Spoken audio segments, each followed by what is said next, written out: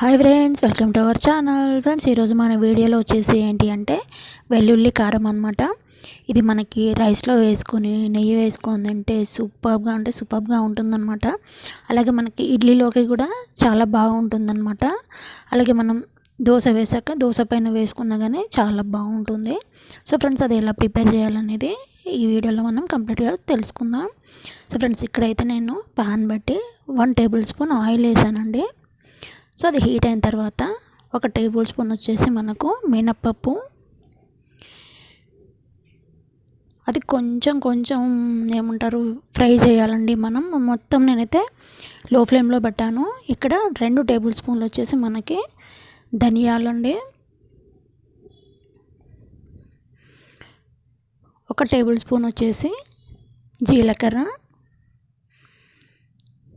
So అది కొంచెం వేగాక ఒక 10 అట్లా వెల్లుల్లి రెబ్బలు అనమాట, పొట్టు తీసేసాను నేను.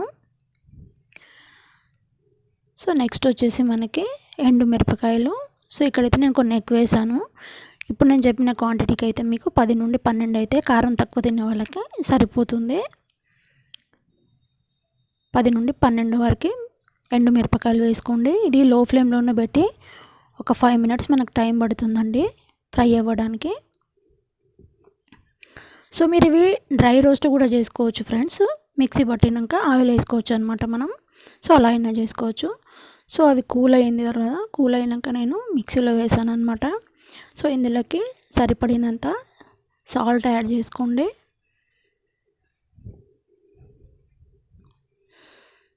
సో ఇది మిక్సీ పట్టాలి కదా ఫ్రెండ్స్. ఇప్పుడు మనం మరీ స్మూత్గా కాకుండా కొంచెం బరకగా ఉంటే బాగుంటుందన్నమాట.